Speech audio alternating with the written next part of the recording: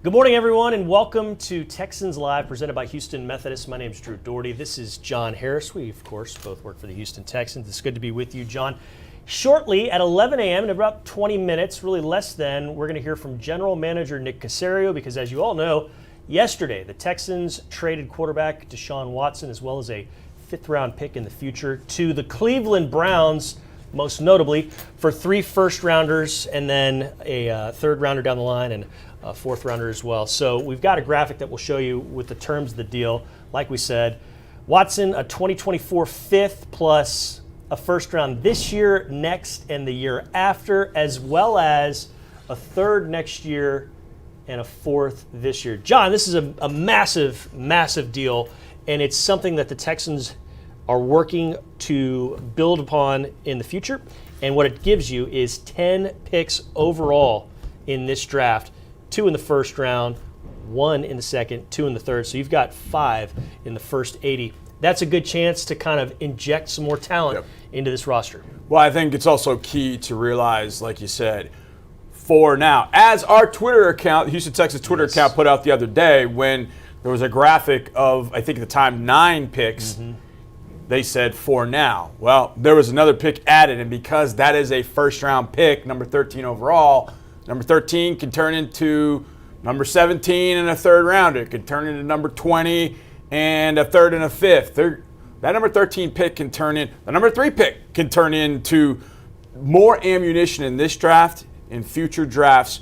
But I think it goes to the point that this thing is now about to be rebuilt with top 75 talent, top 100 talent. You mentioned that's kind of the big thing for me when I look at a draft. Is how many times are you drafting in the top 75? How many times are you drafting in the top 100, which essentially is day 1, day 2. How many times are you drafting there? Because that's elite talent comes from anywhere. But for the most part, you want those draft picks because that's your elite talent in college coming to the NFL. It sure is. And as a reminder, we're going to hear from Caserio here at about 11 o'clock, and we'll have that press conference in its entirety. So make sure you stick around with us for that. And we want to show you what the Texans have in 2022 as far as their draft picks. We mentioned 10 overall. Look at that, 3 and 13 in the first round. And like John said, Nick Caserio has gone on record back in early January saying whether the Texans stay at 3 overall is a whole separate discussion. And you can make that argument for every single pick in the draft. Because absolutely. As we saw last year, Nick Caserio is going to wheel and deal on draft day before and after. He will exchange picks, and if he thinks it's going to make the team better. There are 2 things that work, that for sure. Nick's not only ability and desire to move up and down draft boards to make sure that future drafts are bolstered with additional picks. I mean, that's just absolutely massive for a team. That's won 8 games in 2 years, getting more talent year after year after year. Hugely important. The other side of this, almost, well, I guess even more important. Once you have the picks, you've got to pick the right guys. Yeah. And in 2021, with the 5 picks that Nick Caserio and his staff had, they ended up getting, I would say, pretty strong value with those 5 picks. All 5 of them played extensively, yeah. You're not going to hit 100%. You're not going to hit 1,000. Your batting average isn't going to be 1,000. I mean, if it is, forget it. Lombardis are coming en masse to Houston. That's not going to happen. 2021 is sort of a rare year from that perspective. But when you look at the success from third round, starting with Davis, all the way through Roy Lopez, those guys all contributed. Every guy started at some point, and then you add in other guys, other rookies that they brought in, Jimmy Morrissey, Michael Dwumfor. Those guys came in and added to the mix as well as rookies. Now you've got 10 picks. Does it remain at 10 picks? Does it become 12 picks? Does it become 8, but then 3 or 4 more get added to the next couple of years? Yes, you can do all those things, but now it's on Nick and the staff to make sure that they find the players that fit the requisite value of those picks, bring them to Houston and start turning this around. And you want those 5 draft picks and other guys that you mentioned to keep improving. Like we saw, improvement from Jonathan Grenard, a rookie in 2020, led the team in sacks in 2021. Yep, all right, so with this this quiver full of arrows, so to speak, Nick Caserio and company can really get a lot done and add a lot to the mix. So we've talked at length over the last month or two about some of the guys that might be available at 3 overall. I know safety Kyle Hamilton from Notre Dame. He's the top player on the Harris 100. It's the top 100 just overall players. Not where he thinks they're going to go, but who he thinks are the best in order as far as talent and whatnot. Right. Kyle Hamilton's your guy there at the tippy top. You also like Aiden Hutchinson from the University of Michigan, as well as the Alabama offensive lineman Evan Neal and Ike Ekwonu from NC State. I can go on and on and on. But let's move back to 13. That kind of grouping of guys. Who stands out to you as this guy might look like a nice guy in Texans gear? Well, let's start with number 10 in the Harris 100. You want big? Yep. You want fast? Sure. You want physical? I like that. And nasty? Nasty's nice. How about Jordan Davis? Cool with me.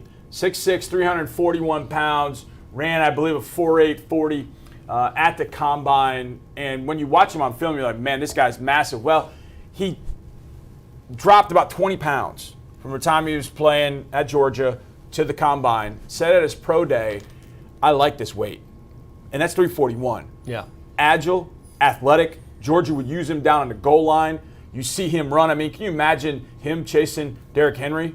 I mean, that's the kind of size you want to have inside. And you throw him into the mix with Malik Collins and Roy Lopez and Ross Blacklock. With that size and that agility, my goodness, Jordan Davis would look very good in a Texans uniform at number 13. Yeah, that whole Georgia defense, I mean, he's one guy that you could talk about that might be there around 13. There's others as well, and there's guys that are sprinkled into the second round and third, all through this draft, especially on that defense. Very, very impressive unit. Yeah, no doubt. I think the Georgia defense could have as many as 5 first-rounders. They'll definitely have, I think, 6 in the top 55. That's amazing. At all 3 levels of the defense. Yeah. It's amazing the talent Georgia. Yeah, their linebackers are guys that kind of. Yeah, Nakobe Dean's fantastic. You and I are dorks about the draft, and we'll do these mock draft simulators on different websites, and we'll trade them and have fun with them. There's always a Georgia linebacker or two that's right around in the second round. They're all tempting, man. They're all tempting, but give me Jordan Davis at 6'6", 341. I mean, you can give me at least one Georgia Bulldog in this draft. Yeah. I'll take more. Okay. If you want to give me Travon Walker at 3 and Jordan Davis at 13, come on, let's go. Give me Nakobe Dean. Whatever. Let's go. All right, let's move away from Georgia. Let's stay with the 13th pick, and let's talk about somebody that might be there around 13 in the secondary. I don't think he'll be there, but Ahmad Gardner, nicknamed Sauce Gardner from Cincinnati, he's kind of the marquee player on their defense. He's a possibility in that spot, and he'd look good in a Texans uniform as well. Crazier things have happened in a draft, and we've seen players fall for no particular reason. Sauce is in a lot of people's top 10. I believe he's in my top 10. As why I say believe. I can't remember exactly where he is. Yeah. He's number 7. But things happen in a draft, and you never know. Look, number 13 could turn into number 10. Yep. If Sauce is on the board, if you want to go get a guy that's 6'2", 6'3", 200 pounds, long arms, can ran in the 4.4 at the combine, didn't give up a touchdown in his career at Cincinnati. He is from Detroit, and he plays like it. He's going to come up, and he is going to bruise you. He is going to pound on receivers. He's going to grab and clutch and hold. He's going to make it a very long day for A.J. Brown from the Tennessee Titans. He's going to make it a really long day for the receivers down in Jacksonville. That's what Sauce Gardner is going to be able to do. Now, does he get to 13? That's dicey. But, like I said, we've seen crazier things happen in a draft. Man, why is this guy, quote-unquote, falling? Well, some teams want to go up and get a quarterback, or they've got an offensive lineman they're looking at. So you know what? Sauce Gardner might be there. Might be a player that you want to trade up a couple spots to get, that you can give up something in a future draft or give up something later in this draft. You can move up a couple spots because Sauce is there at 11 or Sauce is there at 9. There's some things that you can do, but you talk about great hips, the way he flips them and runs, how competitive he is. He is everything you want a defensive back in a corner. And as a reminder, we're going to hear from Nick Caserio at 11 a.m. He's holding a press conference here at NRG Stadium up in the press box. So we will get the entirety of that to you in just a few minutes. But before we do a reset, Texans trade to the Browns, quarterback Deshaun Watson and a future pick. And they get back 3 ones, like we mentioned. So you've got 1 next year, which means you have 2 first-rounders, as well as 2 first-rounders in 2024, plus the fourth then, and then you get an extra third next year. So you're really sitting pretty in regards to that. You've got a lot of ammo for the future, and you and I oftentimes have chit-chatted this offseason about the ability to have 2 1s in a draft. It gives you so much flexibility because, hey, you can stay there and you can get 2 really good players or 2 guys you think are going to be difference makers, and you can deal them like we've mentioned. It's just a lot of ammo, and I keep saying the word ammo a lot, but it's so much of a positive to have that for the future. It's draft ammunition. They're assets. I mean, that's what they are right now. But it was key for Nick Caserio to get those assets to be able to move up and down a draft board. And he's gotten them. That was the key. You get those assets. Now, okay, let's see what this can turn into. How does this work? Take, for instance, last year. You had Miami was sitting at 3 with our number 3 pick. Yeah. They moved down to 12 with a deal with San Francisco. So they've got San Francisco's first-round pick this year. But then Miami, because they had other picks from us, were able to move back up from 12 to go back up to 6 and go get Jalen Waddle, one of the top receivers. And Jalen Waddle had an incredible season. So Miami went from 3 to 12 to 6. They eventually get Jalen Waddle, and they get a future first-round pick from San Francisco. Because they had that asset, the number 3 overall, they were able to do something with it. Now, do the Texans go from 3 to 12 back up to 6? No, I'm not saying that. But you can move those because you have those assets now, and you've got them for multiple years. That is the key. And if you look at this team over the last, Sean Watson was drafted in 2017. We didn't have a first in 18. We didn't have a first or second in 18. Then we finally get some draft capital back in 2019. And we got Titus, we got Max, and Lonnie came out of the first 2 rounds. Mm-hmm. We didn't have a first-round pick in 2020. We didn't have a first or second-round pick in 2021. We have been void of top 50 picks. Now you're going to start adding them for the next few years. Yeah. And as I said to Mark Vandermeer, we've talked about Davis Mills a lot. Man, if Davis hits, if this thing continues to trend in a positive direction, and all those picks can be spent on players to put around the young quarterback, my goodness, what can you do? Yeah, it's a great choice, or great point you make. Devin Lloyd is a great name, and that's somebody that also intrigues you as far as a possibility at 13, if indeed you do stay at 13. Yeah, I love this guy. You watch him at Utah, he wears number 0 and just flies around the field at inside linebacker. The game has changed, there's no question. You still in this division have got to stop Jonathan Taylor and Derrick Henry. There's no doubt. You still have to stop the run. Well, he's got the size to be able to do that. He's got the lateral skills and the agility to do that. In coverage, he is very, very good. And you talk about a guy that goes 53.25 yards sideline to sideline, my goodness, he can fly.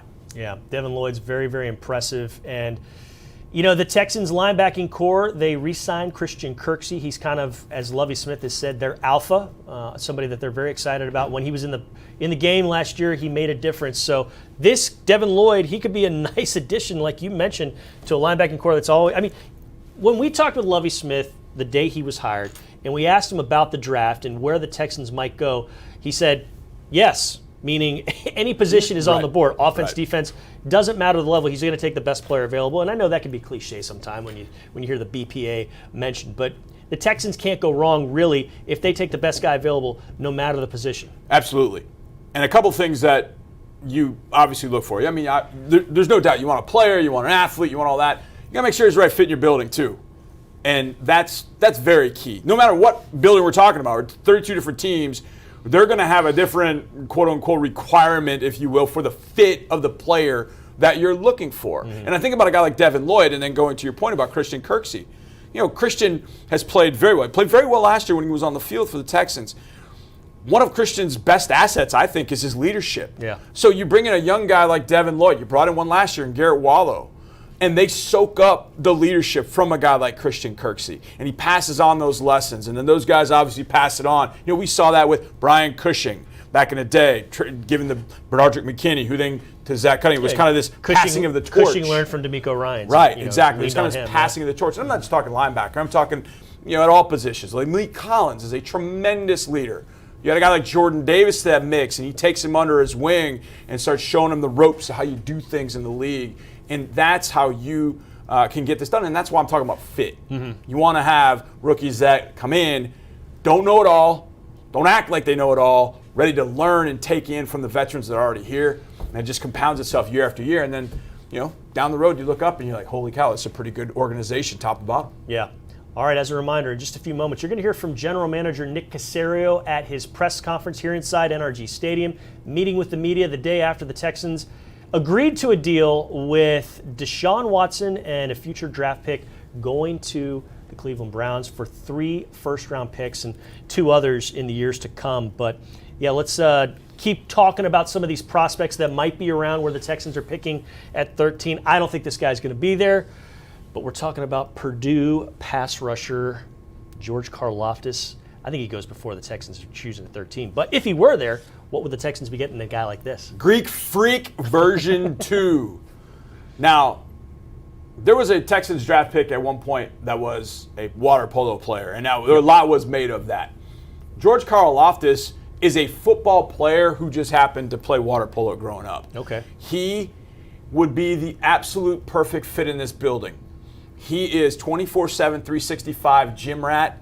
Purdue's football operations people couldn't get him out of the building. He lived like a block from the office and was always there. He is more of a power guy. He doesn't have great length, but he is relentless. His game against Notre Dame in 2021, he put on an absolute show. It was a few moves. It was power. It was everything you want. It was football violence out on the edge. And Notre Dame always has a good offensive line. Always. Yeah. And so that was the game that, he had been doing it for a few years. But just seeing what he was able to do, that was impressive. George Karlaftis from out of Purdue from a power standpoint. Now, he can rush and do some things from the edge, but it's more about power in his game. So he's a little different than Hutchinson, Kayvon Thibodeau, Travon Walker, but that dude can play. There's no doubt the Greek Freak can play. Yeah, the Greek Freak is somebody to keep an eye on. Could he fall to 13 with the Texans? Could he pair nicely with a guy like Jonathan Grenard on the other side? They're playing on the edges for the Houston Texans. Like we mentioned, Nick Caserio, general manager of the franchise, will soon meet with the media here inside NRG Stadium.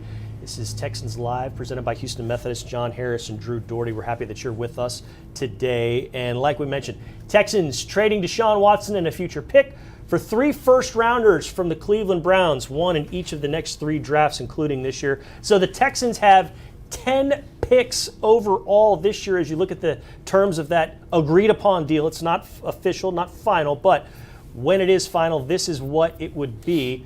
A 2022 first, a 2023 first, a 2024 first.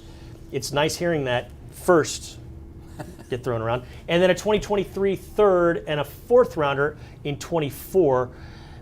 John, like I said, 10 overall this year. 2 firsts, a second, 2 thirds. You get that third from New Orleans in the deal for Bradley Roby back before the season started. And then your last 3 picks aren't your own because you've dealt those for various guys over the years. But, yeah, 10 picks, it's a lot for the Texans to have. You could really do some damage. If you just hit on 50% of them, unlike we're not going to say 100%, but 95, 98% you got last year because all 5 of those guys played to varying degrees. Yeah. If you hit on most of those picks, you're really going to accelerate that improvement process. This is the way that I look at it, Drew. I think fans for the longest time have always looked at general manager success in the draft and thought, oh, that guy should be like free throw shooting. A good free throw shooter is 75 to 80%. And that's not the case at all. It should be more like a good 3-point shooter. Good 3-point shooters like somewhere between 40 to 45. Yeah. Somewhere in that range, a good 3-point shooter, I would say. If a general manager hits on 45 to 50% of his draft picks, you're definitely moving in the right direction. Now, you got to make sure that, I don't want to say you hit the layups, but you do hit the layups in that your first rounders, you can't miss. Right. That's elite talent. That's elite opportunity. You can't miss on those. We haven't had those for a while, so we'll see. But a good general manager is going to hit like 40 to 45, 45 to 50%, sort of like 3-point shooting. If you're thinking about like a free throw shooter that he should shoot 75 to 80%, you're going to be disappointed every single year. But if you think about it, hey, if Nick hits 45 to 50% of his picks over the next 3 years, and he hits 75 to 80% of those first and second rounders over the next few years, this thing will get rebuilt very quickly. Yeah. And the Texans, wow, this has been quite a year. I mean, just think about what's happened in the last 365 days, all the turnover. So many guys that were on one-year deals last year. Yeah. Many of them have returned through free agency. And then we heard yesterday, before the trade was announced, some of the names that re-signed, like Kirksey. Yeah. He's coming back. Absolutely. Like Malik Collins. That was announced earlier in the week. It's not an official announcement yet from the team, but there's lots and lots of players from the 2021 team that you liked that did some good things that will be here in 2022. How fast have things changed? Well, you ready for this? We got to wrap things up because Nick Caserio is coming to the podium. Here's the general manager of the Houston Texans. Good morning. Appreciate everybody being here this morning. I know there's probably other things you guys would rather be doing on a Saturday morning here in Houston. Never a dull moment in the Houston sports scene, that's for sure. But before we kind of get into the football aspect, just a quick thought. It seems like every time we get together, unfortunately, it's kind of on a sad note, but just the loss of John Clayton. I know there's probably a lot of people here that either work with John or had interaction with John, and I don't want to speak for anybody, but my guess is their interactions were nothing but positive, and just his humility, his grace, who he was as a person. To lose somebody like that, I'm sure it's a trickle-down effect on a lot of different people. So certainly thoughts to people that have a relationship with him, to his family, to the ESPN community. Probably had one of the best commercials that probably anybody's ever seen. So, but the head away, that kind of speaks to his wit and his humor. So, again, it kind of puts things in perspective when something like that happens. I think, lots happened since we got together at the Combine. I think at the Combine we talked a little bit about what was going on. It was kind of on the precipice of what was going on, the Ukraine-Russia situation. So that hasn't gone away. So I think sometimes we kind of lose context in real life and kind of what's going on. I mean, football is football, sport is sport, but I think it's important to kind of keep perspective on those types of things. As it pertains to what took place yesterday, it's probably important to kind of go back, really to the day that I was hired. Kind of said from the beginning, we're going to take things one day at a time. We're going to be patient. We're going to control the things that we can control. And I think I've been pretty consistent from the beginning, on that front. So, however long it's been, 15 months to kind of get to this point here. I think the biggest thing probably yesterday provides everybody is clarity, just in terms of direction. I think Deshaun has clarity on his end relative to what his future holds from a football standpoint. I think there's some things, still on a legal front that probably, I don't want to really get into that, but, have to take place. But just clarity for him individually. I think clarity for our organization in terms of what the expectation is moving forward, kind of what we have in place.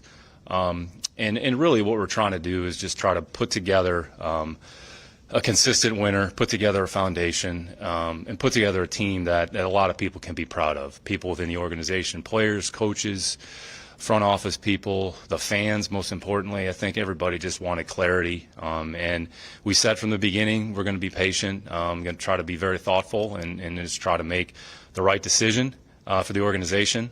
Yesterday, we felt was that opportunity, and we felt it was the right time. So that's why we went ahead and made the decision, that we did. So I think we're excited about moving forward. I think that's the big thing to probably to take from this is to look forward, to think about what's ahead of us. I would say this. There's a lot of work that we need to get done. No question about it. We're a long way from being where we need to be. There's a lot of work ahead of us, but I think everybody's excited. Everybody is kind of anticipating the next step here in the offseason program, which should begin April 11th. We'll probably have kind of the players. We've had, I want to say, 25, 30 players here over the last 2 to 3 weeks on a consistent basis. So we're preparing for the 2022 season. So I think everybody's excited for the opportunity in front of them. I would say no one player, no one thing is going to change this organization. It's not going to happen overnight. There's a lot of work, purposeful work that's going to go into it, but I think we're heading in the right direction. The draft assets and the draft allocation, that'll kind of take care of itself, and we have the job to do on that front. But hopefully we're positioning ourselves organizationally to put ourselves into a position where you can hopefully have some success, sustainable success for a long period of time. So we're not there yet. I don't want to misconstrue what I'm saying or anybody think otherwise. But I would say where we're positioned here today, where the team is positioned currently, building on kind of the foundation that we put in place a little bit last year, some of the players that we've re-signed here in free agency, which we can certainly talk about that. Happy to address some of that here as we go.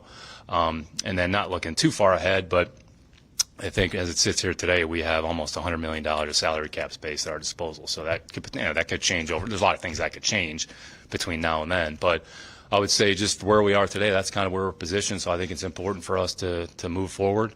And that's the most important thing. So, certainly start with a question. Brooks, go ahead. Why don't you ask the first question? I know everybody's probably got something they want to ask. So. What did the trade deal that you got, the return that you got to Deshaun Watson, how much did that match what your value of him was? And take us a little bit of the process of negotiating the trade clause. Yeah, I would say, we've talked about this a little bit. Our job, whether it's coach, player, is to ID, fix, assess, and then find solutions to whatever the perceived impediments may be. So certainly that was a part of the equation that we had to factor in. I think the impetus for kind of getting teams to the table, when you have a situation like that, was there's X number of teams that I think there would have been interest in potentially waiving that clause for. So in order to get those teams to the table, we had kind of a certain threshold of what it would take to get to that point for those initial discussions to take place. And then from there, you just kind of have to work through the trade compensation and whatever the compensation is that you feel makes the most sense. So I think you have to be thoughtful, and I think you just have to take the information, process it, and try to make the best decision at the time. So that's why we went ahead and did what we did.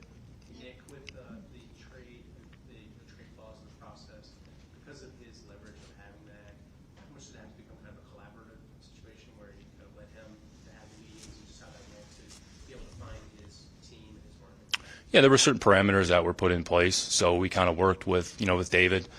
He worked with Deshaun. So there was certainly communication early in the process, and we articulated that to the respective teams early in the week, and then the process went from there. Go ahead, Sarah. At what point did you know Deshaun was never going to play for you guys again? Yeah, I don't think there was any particular point in time. So again, like I've said from the beginning, kind of one day at a time. So what the future holds, sort of to a certain extent out of my control, out of anybody's control the things that we can control. So, I don't want to speak for him about what his intentions were or whether or not those were going to change. So my responsibilities to our organization is continue to be that as long as I'm in my position. So I think that's the most important thing for all of us to recognize and just to move forward. But did that change? Did anything change for your perspective between when he first asked for a trade and when the lawsuits were filed? No, I think we took it one day at a time. I think you guys we've talked multiple times. Take everything one day at a time, take the information, process it, and try not to project about what may or may not happen. So that's kind of how we try to approach it. And I think, like we've talked about this previously, kind of create two separate buckets, right? Kind of keep that bucket over here while also trying to maintain our focus on running the football team. And so the players and coaches during the season, that was their focus. Ultimately, this was kind of my responsibility with the blessing of ownership to kind of handle this situation, and that's what I've tried to do. Has this changed your perspective or the team's perspective on no trade clauses? And what do you make of the idea of weaponizing a no trade clause to force a trade rather than to make it block? Yeah, well, I would say whatever took place prior to my arrival, I certainly can't control. What I'm going to try to do is do what I feel is best for organization and whatever that entails. So whether it's contract front, contract structure, a lot of that too comes down to negotiation with the other side. And, there's always going to be, even during free agency, if we want to look at that in kind of real time, there's going to be a little bit of a give and take, certainly. A player thinks he's worth X, we think he's worth Y. Okay, what are the things that are most relevant? What are the things that are most pressing? What are the things that are really most important to you, said player, in order to consummate an agreement? So that's part of my responsibility, part of that dialogue with whoever that party is on the other side. So again, my responsibility is to try to do the best thing for the organization and do what I think is right, and then make that provide that information to ownership. And ultimately, from a football operations standpoint, if it pertains to adding players to the team, that's going to be something that ultimately I'm going to have to continue to make sure that I make the right decisions. Go ahead, one more. Go ahead, one follow-up. Yep. About player relationships, is there like a lesson to be learned organizationally about how you guys cultivate those relationships, especially with your star players? There's an argument that maybe why do you have to come to this and that sort of thing. Like, did you guys learn a lot there and like how you build your relationships with your star players? Yeah. The goal of any good organization is to try to have success collaboratively. So, and you have to rely on everybody. You can't make it about one person. If you make it about one person, it takes it out of the context of the team. And I would say with football specifically, there's 53 players, and then when you add the practice squad players, you're talking about 70 players that are impacting on a day-to-day basis. And then the relationships between those players, the relationships with the, call it 20 or so coaches, and then the relationships with people outside of the football operation. So all those relationships are going to be important. So I think the best practice is to maintain open dialogue, have open communication, support each other, and if there's a difference of opinion on something, try to come up with some degree of a resolution. And again, like we talked about a little bit earlier, this is a solutions-based business. So it's about finding solutions. It's about trying to provide answers to questions that you think make the most sense for everybody. So, I think every day is an opportunity for us to learn something and just try to make good decisions and try to install best practices. But in the end, the goal organizationally is to try to win. And you can't do that unless you're doing it collectively as a group. So that's what our players want. That's what our coaches want. That's what our fans want, quite frankly. And, Lovey's talked about that, the importance of our fans. They just want to see a good product on the field with good players, and they want to see a team operate, very functionally. So that's hopefully what we're going to be able to do here moving forward. There's no crystal ball. There's no magic dust that you can wave on it. So we just kind of take it one day at a time and just try to work. I mean, I've said this before. It's really about the work. It's about the work that we put in. It's about the work that we do in the offseason. It's about the work that we do on the field. And ultimately, it's going to lead to hopefully a good result on the field. Go ahead, right here in front. Yep. We know about the Final Four. Go ahead. Yep. Go ahead. Go. Yep. Yep, we'll kind of work on it. Everybody will get a chance. Yeah, Kim will get a chance. Don't worry. Go ahead. Now that you all have moved on from Deshaun Watson and traded him, does that mean that now Davis Mills has a decent franchise, or is a quarterback still in play for you all going into the draft next month? Yeah, I certainly wouldn't jump to any conclusions, I would say, specific to Davis. Davis had opportunities last year. Did a nice job of those opportunities, but we're kind of starting from scratch here a little bit. I would say when you get into the draft, you really don't want to necessarily eliminate any one particular position or any one particular player. You just want to look at it in totality and just figure out what makes the most sense, for the organization. So it's about picking good players. It's about picking the right players that you think fit what you're trying to do. So we'll look at everything. We're knee deep in that right now. We have another kind of 5 or 6 weeks left until we get to the draft, but working through that process. But, Davis has certainly earned an opportunity here, and I'd say that's kind of the extent of what he's earned. But I think he's excited about the chances that he has in front of him, and kind of we'll see how it all unfolds. So go ahead, Kim, and then Vanessa. Yeah, Nick, we know that there were kind of the quote-unquote Final Four teams that presented packages that you thought were adequate and that others thought was adequate. But how many teams initially were interested or did you feel calls from before those Final Four?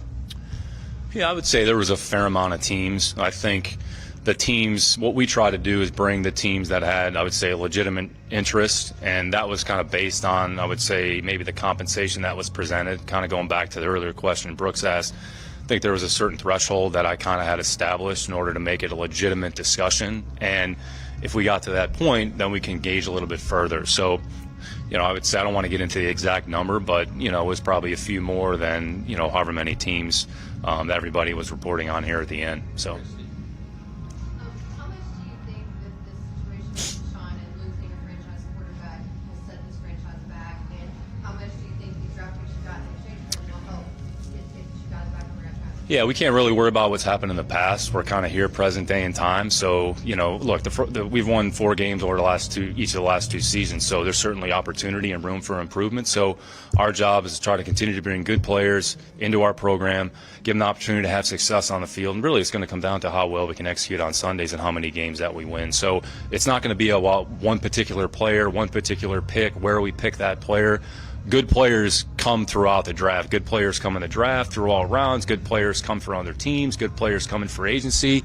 There's been plenty of players in this league that weren't drafted that are some of the better players in their position. So you really don't want to kind of pigeonhole yourself and say, well, if we don't do this with this pick, it's going to be, it's going to put the organization in a difficult situation. So that's all we can deal with is the truth, and this is where we are right now. So I think the most important thing is, like I talked about from the beginning, excited about the opportunity to move forward. There's a lot of work ahead of us, but, I think we're in a better position, maybe than we were previously, just because there's clarity for everybody involved. To build on that, is there any sense of relief or kind of, I don't know, just the exhale of not having this hanging over your head since you've had it for a few months? Maybe for you guys. No, I think the most important thing is clarity. Everybody just has clarity. everybody has an understanding of where we stand. So I think that's the most important thing for all of us to understand and recognize. So we managed the situation probably as best we could. Again, I try to probably take the burden and the responsibility on my shoulders, because really ultimately it was going to kind of be something that I was going to have to deal with and handle. So, try to take it off the players, try to take it off the coaches, try to take that take that focus there off of them and let them focus on the things that they do well, which is playing and coaching football. Two things. Veteran quarterbacks. Are you looking at any? I know that Excuse- veteran quarterbacks. Are you thinking about bringing anybody in? Have you looked at anybody? Yeah, we'll look at all of our options, what those entail. So, again, there's no, I would say, set timeline or set deadline. I think right now we're at about, call it 68, 69 players on the roster. So at some point we're probably going to have further additions here to the team, whether it's over the next few weeks. Obviously, we're going to have new players on the team here at the end of April. And then between now and the start of the season, there's a lot of things that could potentially happen. So we're certainly cognizant of everything that's going on in the league. We've done a lot of work. We'll look at every option, and ultimately, we'll do what we feel is best for our situation. Colin Kaepernick was in town going. Is he somebody you would look at, and did any of your personnel staff take a look at him while he was in town this week? Yeah, that's not something that I was aware of, or where he was. So again, we'll do whatever we think is best for our organization, and we'll look at whatever the options are, wherever they come from. Let's give somebody else a question here that hadn't yet. First-round picks, historical return just based on the history of the NFL. But there were reports out there that you were looking for maybe some players too. Just the thought of not getting maybe some established players back in the return. There's always reports out there, right? So, I would say there was really never other than 3 first-round picks, I would say probably the rest of it was a little bit of speculation. So you just try to look at, okay, what do you think makes the most sense? And not to go stock market here, but the market's the market. So whatever the market says, you can't create the market. So sort of the market is whatever the market is. So you have to take that information and, okay, whatever the market says it is, that's what the market says it is. You can't make up a market. You could have a market in your own mind. Well, it should be X. Well, if it's Y, then it goes back to kind of what we were talking about, with Jerome a little bit earlier. Just find a resolution. Okay, what's the solution? You say. So, so I'd say we'll see how it goes. But again, there wasn't I would say, set number that, we were, was important. The second you stepped in, Deshaun Watson was unhappy. There were reports that he wanted a trade. Not to look back, but looking forward and controlling what you can control. How confident are you that moving forward, you won't find yourself in a position where once you acquire a player of that caliber, he's not going to want to be a Houston Texan? Yeah, I think nothing's guaranteed, so I don't want to sit here and say that anything's guaranteed. But the hope is that when we bring players in the organization, they want to be a part of what we're doing, and I think we've seen some of that in free agency.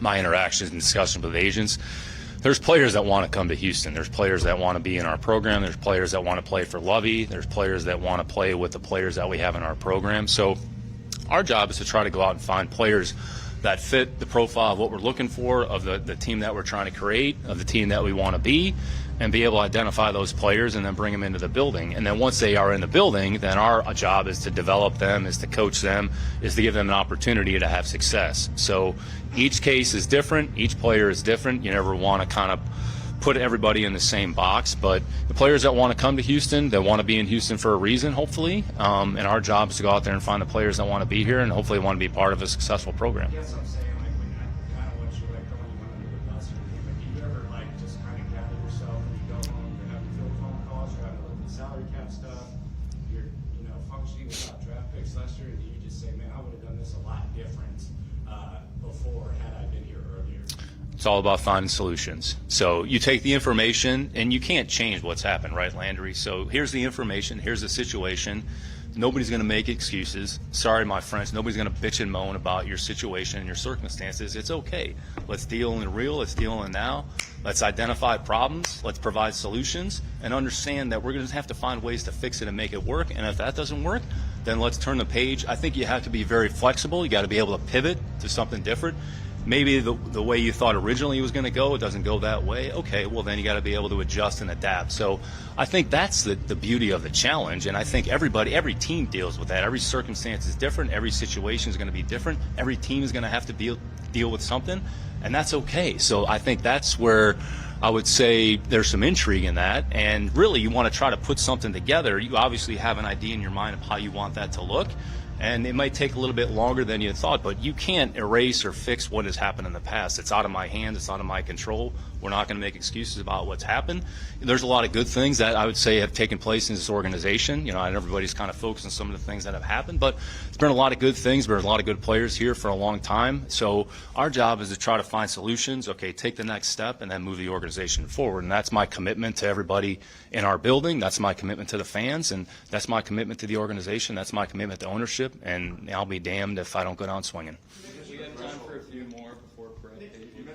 We're going to go to Cody, and then we'll do all three. We have enough time. I'm fine. We can take as many as we need to. Additional pick you guys got back from Cleveland. Would there be more of a sense of urgency from you and your scouting department to make sure you guys hit on those picks, especially considering you trying to match the value of what Deshaun Watson brought into the organization? Yeah, it depends how you define that. Really, it's about just bringing good players into your program, because we've talked about this previously. Regardless of how good the player you think he is in college, they're all essentially starting from scratch. So once they walk in the building, they're back to ground zero. So how quickly do they assimilate your program? How quickly can they get up to speed with what you're going to ask them to do on a football field? How well do they play? So you're not going to force feed a player in a position where maybe he's not quite ready for. So, we take a lot of pride in the work that we put in. I'd say our college scouting staff, those guys have, they've worked very hard all year. We've had a lot of good discussion, a lot of good dialogue. So our job is to know as many players top to bottom, and as we go to set the board here and position ourselves accordingly, just try to pick good players that we think are going to fit the program that we're trying to build. Good players that give us an opportunity to have success here moving forward. Nick, when you kind of look right now, getting rid of Deshaun, moving on with him, that kind of give you just a little bit more comfort to do what you wanted to do from the get-go, that this isn't kind of hanging over your head? Yeah, again, it's about moving forward. So we kind of know where we are here today. We know what the opportunity looks like in front of us. We're going to try to work hard, and we're going to try to, honestly, it doesn't necessarily change. We're still going to take it one day at a time. Nothing's going to happen overnight. We're not all of a sudden going to draft 8 players all at once that are going to come in here and, do things on the field that nobody expected. So take it one day at a time, try to have good processes in place, try to do a good job here in free agency. If there's an opportunity to add players to our team that we think can help us, try to do a good job in the draft, try to do a good job in post-draft free agency, try to get our players ready for the off-season program, have a good OTA, take some time off in the summer, come back in training camp ready to go with a sense of urgency, with a heightened awareness of we got to go out there, we got to perform, we got to play well, and whoever our first opponent is, which I don't know, that'll be the next discussion when the schedule comes out, whoever we play. But whoever we play, we're going to be ready to go, and it's going to come down to do we go out there and play well enough and give ourselves the best chance to win on Sunday? Because in the end, that's what it's going to come down to. So that's the only thing anybody's going to care about.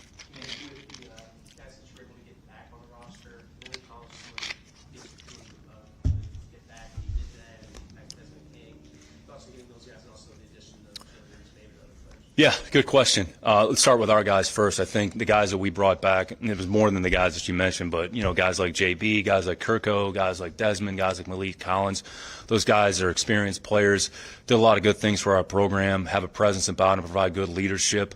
I would say Jalen Reeves-Maben is a player we actually identified last year in free agency, had an opportunity, or tried to sign him, and at the time it didn't work itself out. So he's a player that has some of the traits and characteristics that fit our program. So I think when you specifically guys like Malik, guys like JB, the Kirko, as we're going to onboard new players onto our team, a lot of young players. So having players like that can provide that leadership, that can provide that direction. Rex Burkhead, throw him into that category. So when the players walk in the building and say, what do we ask of a Houston Texan? What are some of the traits and characteristics and behaviors that we want to embody? When you look at those players, those are the things that we want those rookies to see. So you want those rookies to have some of the same qualities, but obviously this is all going to be new for them. So I would say that was certainly part of the team building process as we added those players back to our team and as we added new players to our team as well. You mentioned the threshold question too, that to do with each other. After you had the threshold, was there a moment after that or in that process where you were prepared to hold on for another year or wait? And then, since you were able to get the trade done, how aggressive do you think you'll be with the space that's there now that his salary's off the cap?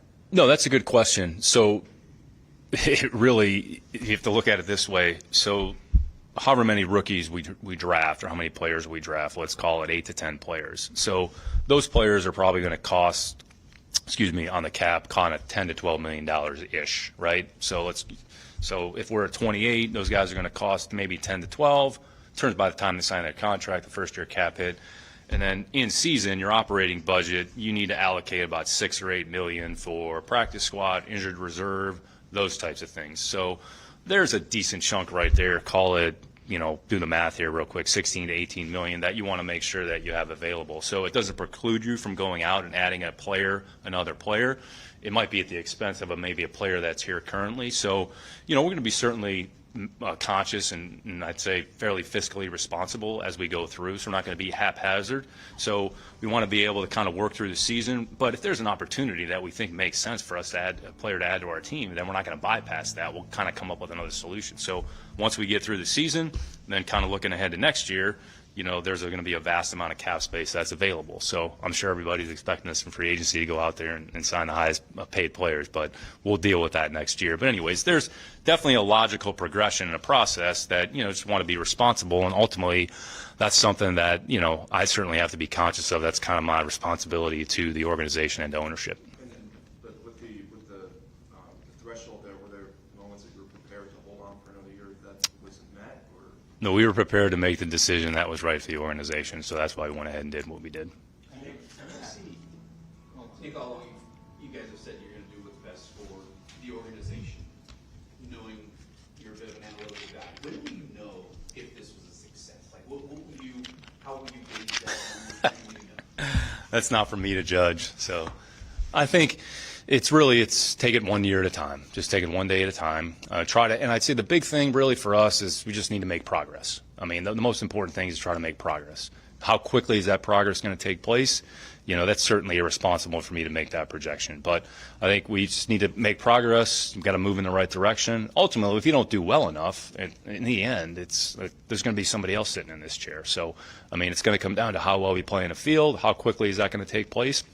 There's always a lot of variables and factors that can go into that. So definitely excited about what we have in front of us, excited about the opportunity to work with Lovey and the staff, and excited about the team, once we put that together here. So try to take it one day at a time, try not to have any unreasonable expectations. But, ultimately the goal is to win and try to have success on the field. So the quicker we get there, probably the better for everybody involved. So I think that's what everybody wants to hear. But, I'm not very good when it comes to gambling. I think I've been to Vegas one time, and I won't even go to the slot machine. So it's not. You're asking the wrong person when it comes to things like that. What do we got? Maybe one or two more. Yeah, Nick, you got a plethora of draft picks. Let us walk in your mind right now and try to figure out what part of the store you're going to start shopping. Yeah, I don't think there's any one particular formula. I would say how we've handled it is once we kind of set the board. So this is really more of kind of a draft discussion. So we'll go through it vertically, kind of position the players accordingly, and it's value of the player relative to what we think the role is going to be. And realistically, the grade that we assign to that player, you're probably saying by the second year, here's what we think is going to be. So let's say you think, okay, 62 is a third tackle or swing tackle with the potential to be a starter, okay? So if you've evaluated that player, when you draft him, wherever you draft him, the expectation is going to be able to perform at that level, whenever that is, hopefully by the second year. So stack the board vertically, put the players accordingly, and then we'll work horizontally and then go across positions and say, okay, what player makes the most sense when we have an opportunity to pick? And then when it comes to kind of moving up and down the board, then it's based on supply and demand of the position that's actually available. So if you move back from a player, let's say you really like a player that you're set to pick at wherever we're going to pick, let's just say 3, okay? If you feel that's the right thing to do and that makes the most sense, you go ahead and pick. If you're going to move back, okay, how far you move back, and that's at the cost of how many other players are we going to use. So it's not necessarily about specific players. It's just about finding the right fit for what we're trying to do. So I know I didn't really answer your question, but hopefully that kind of gives you just philosophically.